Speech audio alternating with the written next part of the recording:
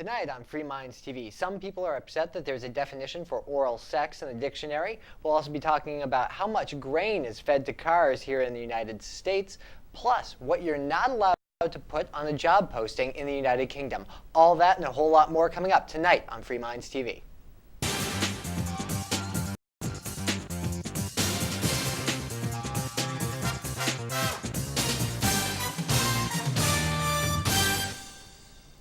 And welcome to a brand new edition of Free Minds TV, where we challenge you, the viewer, to think outside the box. It is episode 143, and as always, it is Toby here with you. And Nick. We have a lot to get into tonight. We're going to be talking about oral sex being in the dictionary, as well as a whole lot more from around the United States. But first, I wanted to start off this week by going over to the United Kingdom.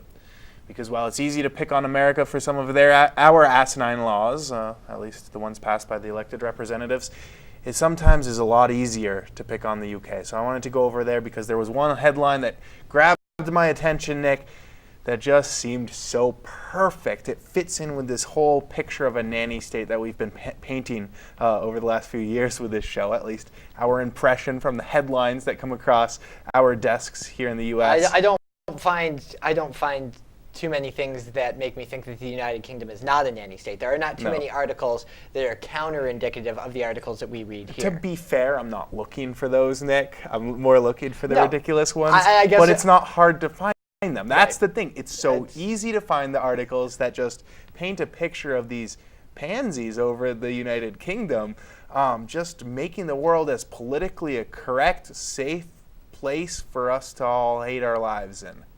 Anyways, the latest stories about not discriminating about lazy, good-for-nothing workers or non-workers. Right. Well, this is coming from the Daily Mail. A job center has been slammed for refusing to display an advertisement for reliable workers because it discriminated against unreliable applicants. Recruitment boss Nicole Mamo, 48, tried to post an advertisement for a domestic house cleaner on her local Job Center Plus website. She ended the job offer by saying that any applicants for the post must be very reliable and hardworking. But when Ms. Mamo called the Job Center Plus in Thetford in Norfolk, the following day she was told that the advertisement would not be displayed. Nicole Mamo, director of Devonwood Recruitment, was stunned when a job center in Thetford, Norfolk, said she could not include the phrase reliable and hardworking in her advertisement. The Job Center Plus worker claimed the word reliable meant they could be sued for discriminating against unreliable workers. Yeah, that sounds what a boss should be doing, is discriminating against the unreliable, lazy, good-for-nothing workers. Isn't that the job of a boss or the job of human resources person hiring people? Right. You kind of want to steer away from those people who aren't going to show up at work. No, right. Or not do a good job. That's discriminating against them, though. It's like, are you reliable? Oh, I can't ask. You should be question discriminating anymore. against people who are unreliable. Absolutely. Otherwise, what's the point in the interview? Why aren't we just randomly assigning people jobs? Because if you're saying that being unreliable and lazy, you're discriminating against those people, and that's wrong.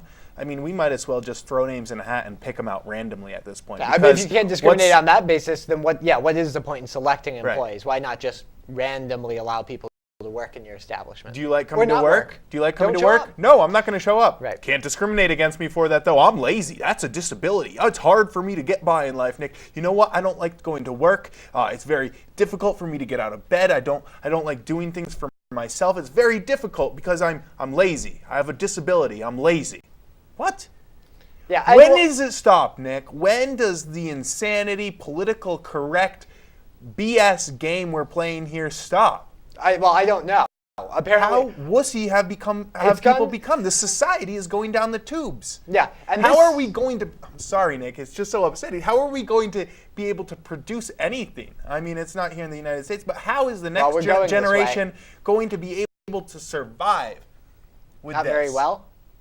Not very well. But the thing about it here is, in this particular article, it's not really the government saying this. It's a company claiming that they're concerned that the word reliable could get them sued. But which it could. Probably, maybe. With the United Kingdoms, the way their laws are written, I mean, you can be arrested and jailed for saying the word likey because it rhymes with pikey, which is discriminatory. I mean, they really might get sued in the United Kingdom, and there's a chance they could lose. But I think it goes further than that. I think when people are that concerned about being sued for doing an everyday reasonable thing, what they should be doing, a jobs website should not be excluding people's posts for reliable workers, because you're asking for people who will actually show up and do a good job. I mean, once you get to the point where you're that concerned about the possibility that you could be sued, that does say something about the society in which you're living. It's a society in which a concern for political correctness and not offending anybody gets in the way of performing your day-to-day tasks and living your life, running your business, and actually being a productive member of society and a productive member of the economy. And I think, to a lesser extent, the political correctness that exists here in the United States today, it has somewhat the same effect. Yeah, we're going down the same road. I mean, we haven't gotten to this point yet, Nick, but we're definitely headed in that direction. I mean, PC America, I mean, we call different parts, like California is our nanny state, and New York City, that's another nanny place here in the United States. It seems to be a little bit, they're further down the road in the United Kingdom, but we're certainly on the same road too. It's very concerning to me, though, Nick, that this is the way society is going. I mean, I don't know what to say. It's disgusting to me. I'm going to try my hardest to be to not be politically correct. I think political correctness is ruining society. I mean, certainly there's It's being dishonest, really. I mean, it's telling people that they shouldn't actually say what's on their mind, which is stifling to having a free exchange of ideas and having a discourse about things. Even if somebody says something that isn't so nice or could have been phrased better, in many ways I think you're better off when you tolerate people saying that. Rather than lying to everyone. Right, and then you actually address the ideas. There are things that you can say that are politically incorrect, which are very valid, and they're not discriminatory. There are things you can say which are politically incorrect, which are ugly and nasty, and really, they don't have a valid place, in my opinion. But if you don't allow people to express their ideas, how are you going to work those things out? How are people going to try to have an exchange of ideas so we try to establish some kind of common values? What is right, what is wrong? Can't really do anything without being able to express your ideas. Not anymore. Anyways, let's shift gears away from the United Kingdom and come over to the United States, where we're having quite the issue here. We're burning up a lot of the world's food in the form of ethanol. And this isn't the market that's doing this, well, to a certain extent, but it's really all coming down from dictates from the ever-powerful government. The United States government is subsidizing biofuels and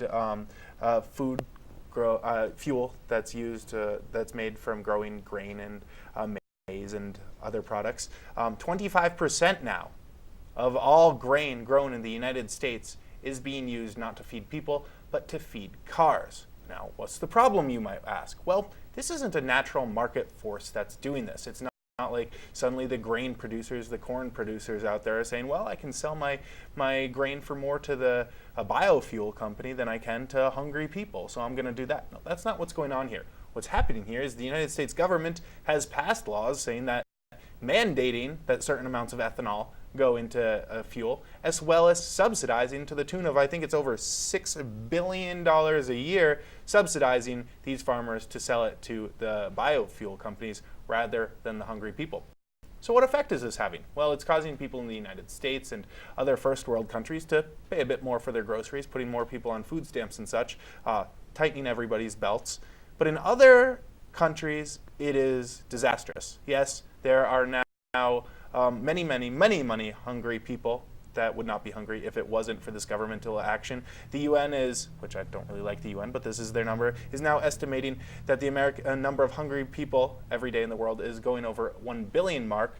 That's thanks to this, what they're estimating this whole ordeal is costing 330 million meals, full meals every day, feeding people for an entire day, for an entire year, which was able to push that hungry people to a billion mark, Nick. So that's a lot of people. It's a third of a billion people.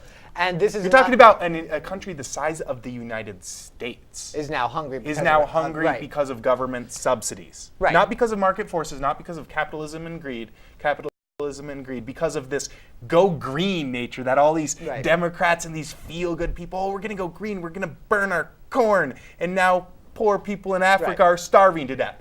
You like this, green people? And this is what I'm talking about when I'm saying that government policy is killing people all around the world, Nick. And people don't get it. They're like, what? I'm like, well, the fact that these green people are all feel good and they say we're going to go green and we're going to use biofuel instead of fossil fuel, it's much better for the environment, which that's debatable as well. Well, what are you doing? Murdering, essentially, through your government policy, murdering millions of people who are dying one of the worst ways possible, starving to death. A people the size of the United States every day going hungry because of governmental policy here in the United States. It's sickening, Nick. And these are not the war people. You hear the Democrats harping on the war people, saying you're killing all these people. Well, what is your feel-good green policy doing to people? Killing people. Killing a lot more than people who are getting shot or blown up by IEDs. Yeah. A lot more people are dying from this foreign policy. Why aren't people up in arms about this? Yeah, well, I think it's because it's a little bit more indirect. It's one thing when you see U.S. troops who are being paid by the government to blow things up and shoot people, that people can see how direct that is and how people are dying directly as a result of government policy. But when you have something like this, which is a feel-good piece of environmental legislation that really doesn't do too much to help the environment out, in my opinion, ethanol is pretty much a sham, and it's a way to subsidize corn production. But when you have a feel-good piece of legislation like this, people don't think about what the unintended consequences are going to be. And when you mandate that a certain amount of, essentially, mandate that a certain amount of ethanol be produced, you're saying that a certain amount of corn is really going to be used to produce this ethanol, in practical terms. And when you start subsidizing the fuel companies or the farmers to sell what could be food to the fuel companies, then you're pretty much directly starving people who could use this food, who would be in the market for this food, who now are not because the government has distorted the market for corn. And that's what happens. That's when we talk about the unintended consequences of government legislation. Even if it seems like a well-intentioned piece of legislation, oh, well, we're gonna mandate that we use more ethanol so we're less dependent on foreign oil. But you're distorting the market for corn. Absolutely. And this kind of thing happens all the time. When people think about outlawing certain drugs or certain other substances and items, they don't usually think about what happens as a consequence, whether it's intended or not. And I think it's important to look at what legislation actually does, as opposed to just what its proponents say it will do. Yeah, and I think that people knew exactly what would happen with this when it was voted, and yeah, it's going the critics, I mean, we were saying that this would drive up the prices from the beginning. This is one of the things we started off talking about as soon as Free Minds TV came out. This legislation was going through, and we said it from the beginning. And now, well, for example, a Secret World bank report has surfaced, has leaked out, that says because of European and American nations, the price of food over the last year has risen by 75%. That's a staggeringly high number. And yes, it's been brought down a little bit by the sagging economy, but we're still paying, not only here in the United States, but all over the world, way more for food than we should be. And for me, what's that mean? It means I'm paying $75 more a week for my grocery cart. Still significant if you're somebody who's out of a job. It sucks for me, but what that means to someone in a third world country is I don't get to eat today or tomorrow. I don't get to feed my family. I'm going to die. So, you know what? Before you just say this legislation feels good, it goes green, it makes me as a liberal voter or I don't know, conservative voter feel good, look at some of the unintended consequences. See who you are really hurting. Because yes, I mean, I feel bad. I mean, my tax dollars are going towards this, Nick. So I'm partially responsible for essentially starving to death people in third world countries and making it hard for people in second and first world countries. Anyways, we do need to move along and let people know how they can talk about this. I know that we bring people the Downsizer Dispatch every week, and one of the items up there is actually bringing back these subsidies on biofuel and letting your congressmen and senators know about that. There is that up there, but I don't think that's what we're getting into this week. Nick, I think you have a different Downsizer Dispatch to bring us. Well, this one would address programs like subsidies for ethanol. It's the Enumerated Powers Act. And what the Enumerated Powers Act would do is require that every bill before the U.S. House or the U.S. Senate would have to specify its source of constitutional authority. And this is pretty straightforward. The idea behind the U.S. Constitution is that the U.S. Congress, U.S. federal government, and since the Congress is a law-making body, when we're talking about legislation, we're really talking about the U.S. Congress, that the U.S. Congress has certain enumerated powers. There are only certain things expressly delegated by the U.S. Constitution that the federal government can do. Everything else is left up to the state governments, local governments, and people, private organizations, to sort out. Now, most of what they do in Washington, D.C. these days is unconstitutional. They have no real authority. There's no enumerated power that they can invoke to pass legislation, like subsidies for ethanol. That is simply not in there. The U.S. Congress does not have the authority to do it. So if you're talking about these programs that are on the books, like the ethanol subsidy or other federal subsidies programs, just about all of them are unconstitutional. The fact of the matter is, if we had the Enumerated Powers Act, Congress would at least have to reach. They would have to scramble to point to a part of the Constitution that would justify each piece of legislation they're passing. And they wouldn't be able to do a very good job of it. They'd probably point to the necessary and proper clause, which is in there a lot. And this might be boring to some people who aren't constitutional scholars. But basically what they would have to do is point to one or two clauses in the U.S. Constitution that are going to be a very weak justification for most of the legislation that they want to pass, and it will make it a little bit more obvious when they're exceeding their constitutional scope.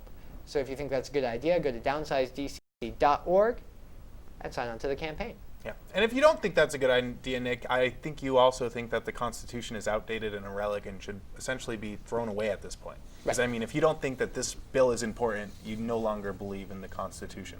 A lot of you Americans believe- don't. I mean, which is- you don't have to pretend. No, but be honest about it. I mean, there's so many people who claim to be to believe in the Constitution and think it's important that are still against bills like this. Well, you can't have your cake and eat it too. You either think that the Constitution either It's is crap important from the beginning, right. or it's outdated, or it's important and we should be following it. Not both. Right. Put your money where your mouth is. Anyways, we do need to take a quick break, but when we come back, we are going to be talking about oral sex in the dictionary, as well as staying on this topic of subsidies. All that and a whole lot more. Stay tuned. This is Free Minds TV. Free Minds TV is brought to you by FreeKeen.com. FreeKeen.com features audio, video, and blogs chronicling the transition to a voluntary society. FreeKeen.com also has comments and discussion forums so you can be heard. FreeKeen.com. Well, thank you, Spencer. This is Mark Edge from Free Talk Live, and you're watching Free Minds TV.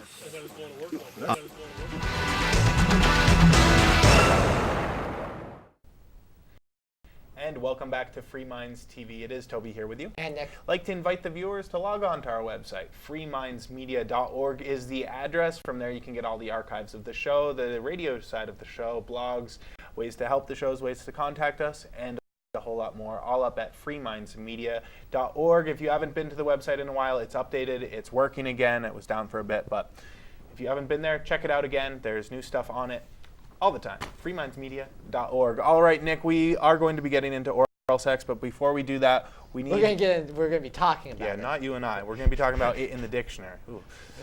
Anyways, first we are on this topic of farm subsidies still, or subsidies in general. Subsidies. I'm sorry, All government kinds of subsidies.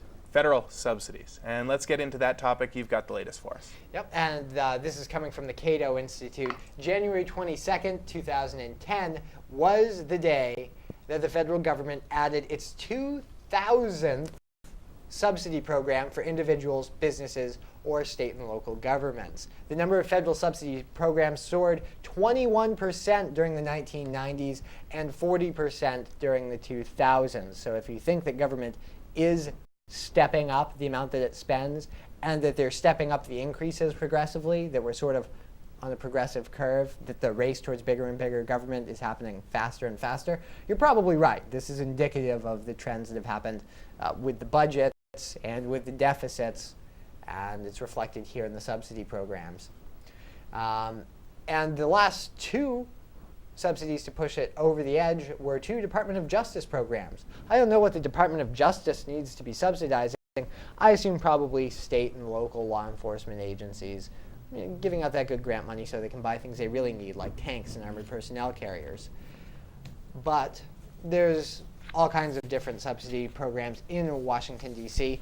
The biggest single group of them is Health and Human Services. Apparently, there's over 350 different subsidies that address issues of health and human services.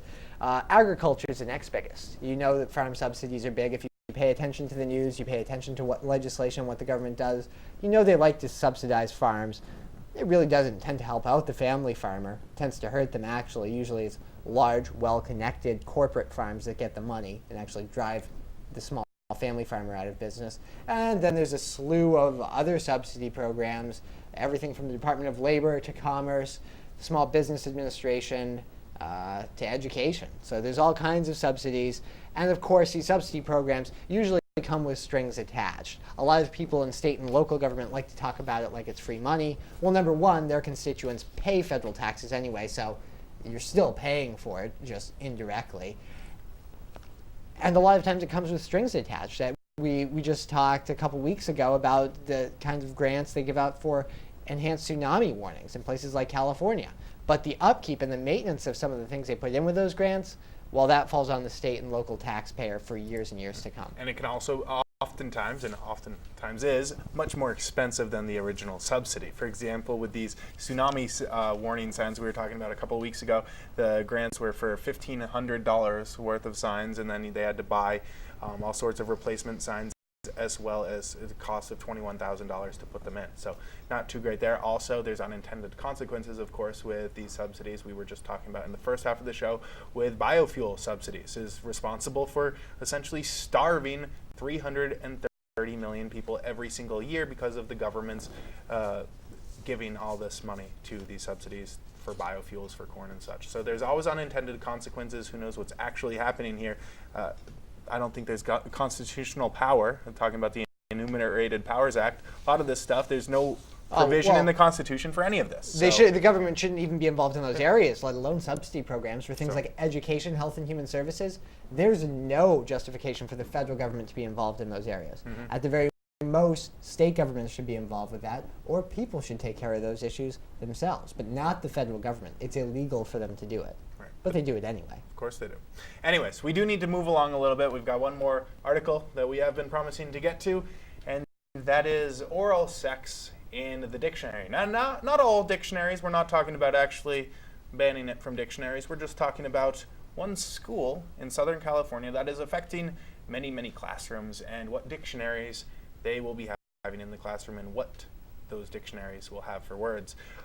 This coming from theguardian.co.uk, curiously enough, the UK reporting on our nanny stativeness. Well, it is coming from California. And at the beginning of the show, I did say California is one of our largest nanny states. Well, a parent complaint over a sexually graphic definition has seen dictionaries removed from Southern California classrooms. The Merriam-Webster's 10th edition, which has been used for the past few years in the school districts, is geared for 4th and 5th grade classrooms. Now, the question is, should there be definitions such as oral sex in this dictionary?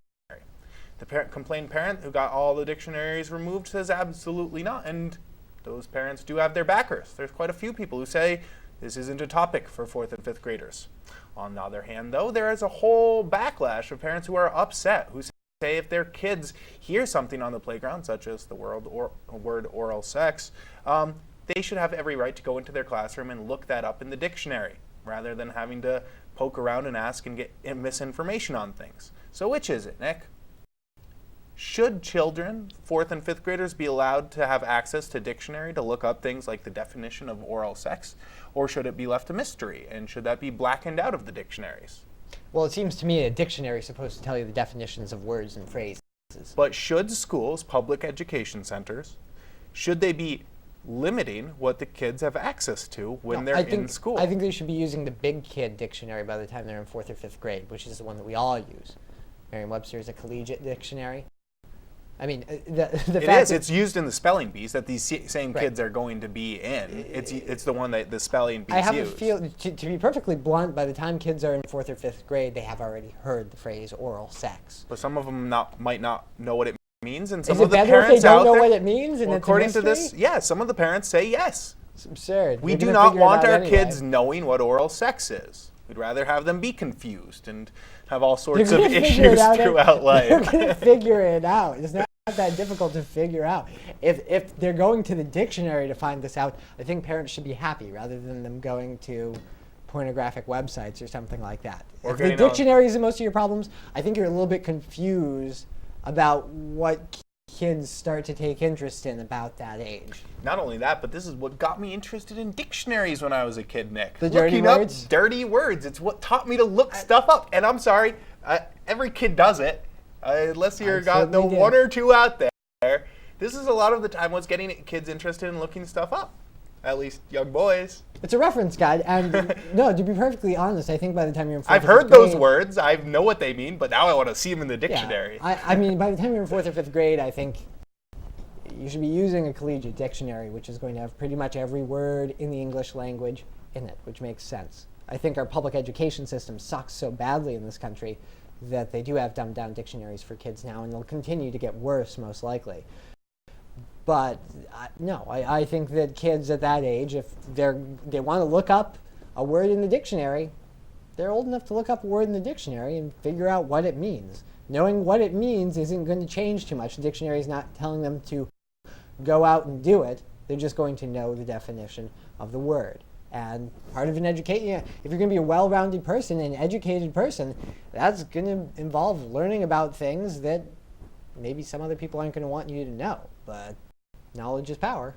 Yep. Well, you know, Nick, some people have a different opinion, and if you are one of those parents out there that wants your child not to know the definitions of these words, wants them to be confused most of their life, we'd love to hear from you. Seriously, fmtv@freemindsmedia.org is the web clinical address. definition, by the way. Yes, the definition, and in case you were wondering, is oral stimulation of the genitals. That's clinical. I don't see how they described it as graphic or Nick, lewd. the same people who don't want this definition in there also don't want the definition of genitals in there. So, that being said, we'd like to hear from those people, and they can email us or they can log on to our website, freemindsmedia.org, and there's a simple little way to contact us on there. Don't even need to go onto your email account. You just fill in a box, hit send, and it's all done for you. If you have anything else, though, we'd like to hear that too. Agree, disagree, it's all there. Anyways, that's going to do it for us. We'll be back next week with an all-new show. Log on to freemindsmedia.org in the meantime. With one. Can't believe we need to do it all over again. It was pretty good.